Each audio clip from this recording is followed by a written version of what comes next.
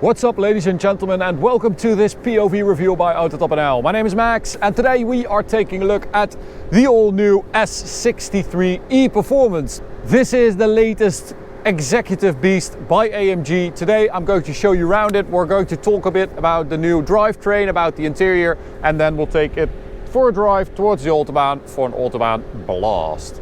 Now, I have to say I really like the new S-Class. It's grown on me. And I think it's a very handsome car. If you have a nice spec like a dark blue or a dark green with all the silver bits around the car, I think it's a very, very handsome car. Today the spec is a bit different. This is cashmere white magno, so it's like a satin, matte satin finish.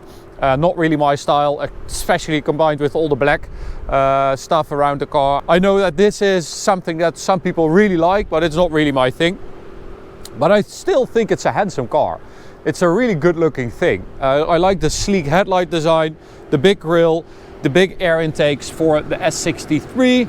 And then you have this chrome, this black chrome finish around the grille as well, around the intakes here, the lower part of the bumper there as well.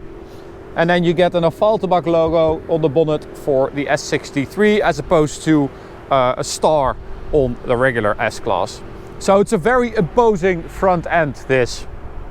It's quite an aggressive car. And then wheels, tires, brakes. We've got these 21-inch AMG wheels with Michelin Pilot Sport 4S tires, really good. Behind that, the optional €9,000 carbon ceramic brakes, which are very nice. Sometimes you do feel the difference between the regenerative braking and the regular braking, but it's not too bad, and braking performance is very good. Of course, carbon ceramics, magic. And then we've got air suspension as well under there with active engine mounts as well to keep everything in check. We've got rear wheel steering on this car to make it feel a little bit less big. It's 5 meters, 30 centimeters, so it's quite a big fella. So the four-wheel steering gives it a bit of a better turning circle. Right. There we are. So interior wise, of course, we're going to have a look in the back. We are also going to make a rear seat POV, like a passenger POV review. So check out that video if you want to learn everything about it, but it is super gorgeous. Of course, we've got all this super soft leather with carbon, these beautiful Burmester speakers, all the lighting, of course, and then nice pillows for your head. It is so nice, such a nice place to be. And of course you can stretch out, get this seat in like lounge mode, but we will show you that in the passenger video. But this is super, super nice. I love this interior spec as well. It's very, very good. And then since it's a hybrid now, of course you need a battery and you need an electric motor. So that means that you lose a lot of luggage space. So trunk space is down compared to a regular S-Class. It's just over half of a regular S-Class and it's less than an A-Class sedan. So you do lose out on that. Of course, you also need to carry your cables. So that takes away even more of your luggage space. But yeah, that is because the battery sits there and the electric motor, which is the P3 unit we know from the GT63 S e-Performance, also featured on the C63, the new one. So it sits on the rear axle and it is basically an integrated electric motor, electronically controlled limited slip differential and a 2-speed transmission all in one housing, and that can control rear wheels. It can send all the power to left or right rear, but it can also send power to the front, and it operates separately of the 9-speed MCT gearbox with a wet clutch, which is for the S63 as well. Normally you don't have a wet clutch, you have a regular torque converter, but since it can sort of bypass the 9-speed automatic, you can also send power to the front, and it can operate completely separately which is very smart. It's also super high tech, so you have a special high tech coolant flowing through all 1200 cells of the battery, making sure that the optimum temperature of 45 degrees is maintained. And that means that you can release and regenerate a lot of energy very fast. And that is basically what they try to do. It's not meant to do a lot of electric kilometers. It's not for electric range. It's 33 kilometers, but it's really meant to support this 4-liter V8 BiTurbo in performance, and also to get like the CO2 emissions and the fuel economy down, of course. But it is a very, very clever system. As I said, 4-liter V8 BiTurbo, we've got 612 horsepower, 900 newton meters from this engine. Then we've got 190 horsepower and 320 newton meters from the electric motor, adding up to 802 horsepower and 1430 newton meters of torque, which is quite insane. That is a lot of power. It also means that it is very heavy. Of course, adding all the technology, adding the batteries, this thing is 550 kilos heavier than the previous S63 in its lightest form, which means it weighs 2,595 kilos. So almost 2,600 kilos of weight that you have to take with you, which is a lot, and it's also quite noticeable. Yeah, you're just going to notice that weight, obviously. Now, of course, they did do a lot of clever stuff, like those active engine mounts that can basically stiffen up or loosen depending on the kind of driving you're doing. So that means that you can have, you know, more comfort and more sporty driving. But also the air suspension, of course, the rear wheel steering, it's all meant to give you a more comfortable, more controlled, more composed driving experience. Active anti-roll bars as well. Now, interior in the front is even nicer, if you ask me. I really, really love the interior on this generation S-Class. It's so beautiful. You've got that display going away from you, sort of sloping away, and then that behind that you've got the dash. So gorgeous. Carbon in this car, but you can also get that in wood, which is awesome. And then you've got the piano black down here. Super soft leather everywhere. The seats are great. Burmester audio. Look at all those speakers. One there, one there, one there. We've got one on the roof here. We've got one over there. Yeah, it sounds amazing.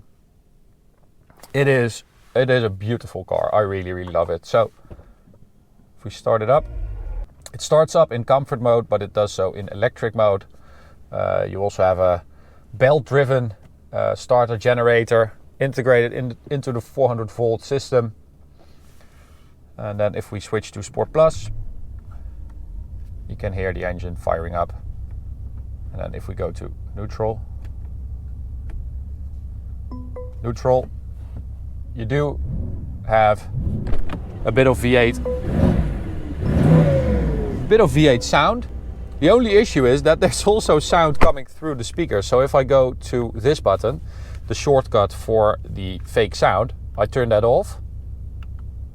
You can hear that low burbling sound is gone. And then if I rev it, it sounds much better actually, I think. And you even have a fake rev limiter. That is so stupid. Oh my god, I really don't like that. So transmission in drive. And it picks up really well. I mean, the moment you give it some throttle, you can feel that electric torque being pushed through those rear wheels, well, all wheels. You do get a bit of V8 sound through the exhaust. It's not super loud, but it is there. It's loud enough, I would say, especially for an S-Class.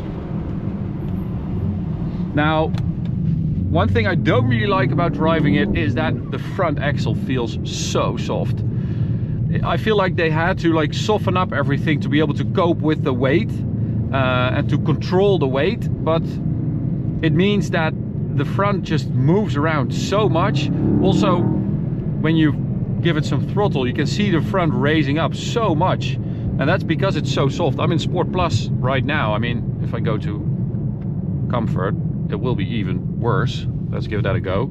So third gear, second gear. Oh wow, you have so much less power in comfort mode. Okay, so that's how that works. Anywho, let's do a launch control, and you can hear the completely ridiculous sound it produces, just like with the C43.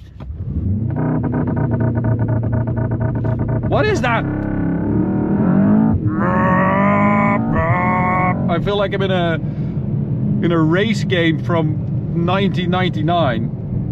It is so bad. I really don't like it. I think it's so over the top and so unnecessary, especially in an S-Class. I mean, in an A45, you have quite a young audience. Maybe they like that kind of stuff, but not in an S63. Come on, man.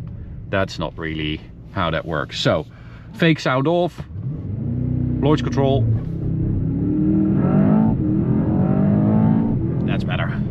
Oh, that belt tightens up. Man, I do like the fact that you can turn it off, because with BMW M cars you can't turn it off and it's absolutely horrific. It drives you nuts. With this one you just have a button right there. You also have a button right there. You can turn it off and then you just have a V8. It sounds much better. I mean, I'm not 5 years old. This is so much better. So I think I'm just going to keep it like this for the rest of the video. I think it's much better. Now we have the shortcut buttons right there, so we can also use that to turn off the traction control. And we're in Sport Plus mode, put the gearbox in manual, also there on the steering wheel. Second gear.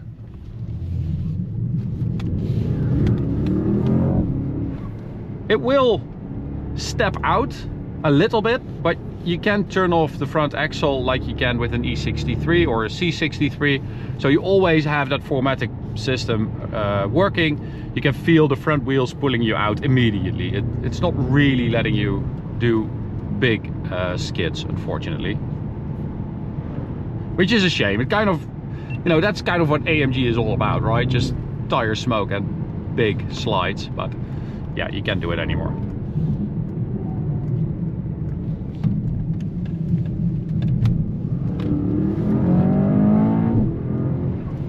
But it is quick. It's a quick car. It picks up well. It's just that sometimes you feel these dips in power. It's like it goes up and down and up and down, and sometimes you have full power and you feel like, okay, this is it, and then it kind of dips again. It does so in launch control as well. We've had an array of different numbers. It's supposed to do 3.3, but the quickest we've done is 3.5. Top speed 290 kilometers an hour, optional, which it will do. 100 to 200 we did 7.5 seconds, which is also not that great. It's not that fast. If you look at the GT63 SE Performance, which has 40 horsepower more, it was 1.3 seconds quicker from 100 to 200. And I'll show you now in the list the difference that is. There's a lot of cars between them. It's a big difference. So that's the limiter. 296, 7.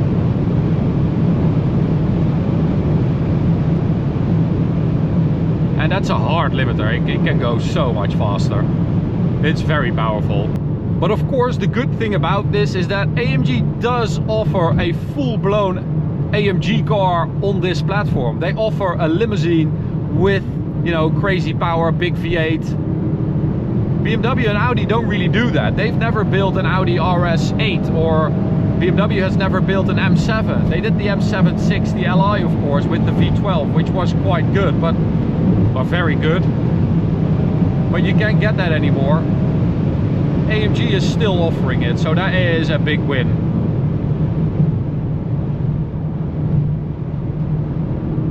It's just,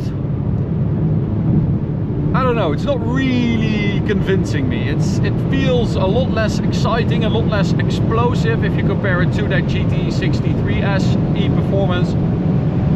the difference is not that big power-wise, but it feels much bigger. It feels like it has 100 horsepower less than that car. You also have this display in front of you, which now features sort of a 3D effect. As you can see, you can sort of look into that. Also, the speedo has a 3D effect, so the numbers are higher than the face, or however you want to call it.